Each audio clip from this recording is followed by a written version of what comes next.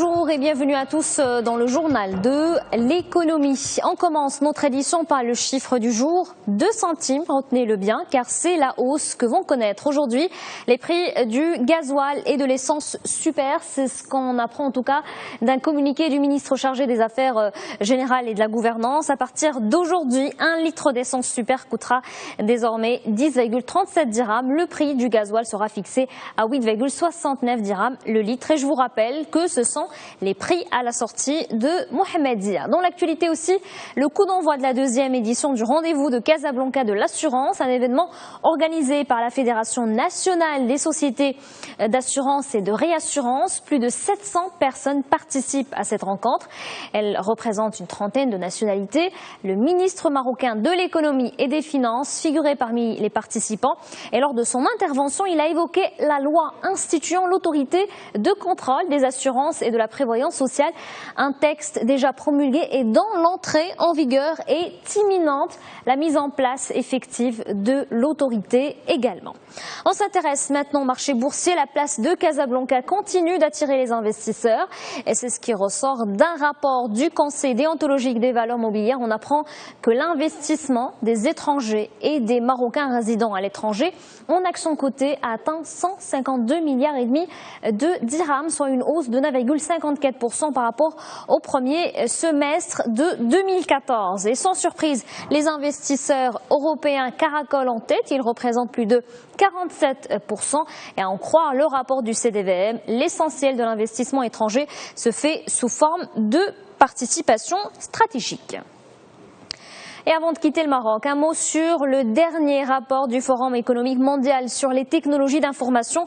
Cette année, le Maroc avance dans son classement. Il gagne d'un seul coup 21 places. Il est désormais au 68e rang sur 143 pays. Selon le rapport, le Royaume devance ses voisins. Au niveau de l'Afrique du Nord, il est classé premier.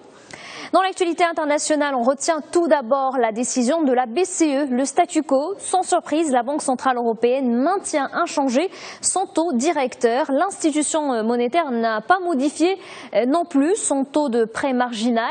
Cette décision était largement attendue puisque les taux ne peuvent pas aller plus bas. Lors de la conférence de presse tenue hier, le banquier central européen a coupé court aux rumeurs. Il s'est montré rassurant. Il n'y aura pas d'arrêt prématuré des rachats de dettes de la BCE. Mario Draghi entend mener à bien ce programme. Et on reste en Europe pour parler de cette méga fusion dans le secteur des télécommunications. Nokia et Alcatel-Lucent vont fusionner. Les deux groupes ont trouvé un terrain d'entente. L'accord trouvé permet de lancer une offre publique d'échange du géant finlandais sur son concurrent français.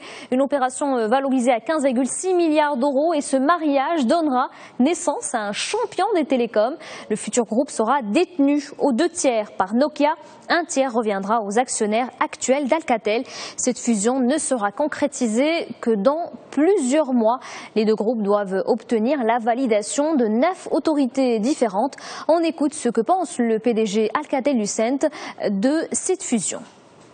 Vous savez que j'ai 2 convictions profondes. La première, la nécessité absolue d'avoir un champion technologique européen à un moment où la mutation vers l'économie numérique s'annonce. Les Américains en ont, les Chinois en avaient, l'Europe s'en dote aujourd'hui. Donc c'est une formidable avancée.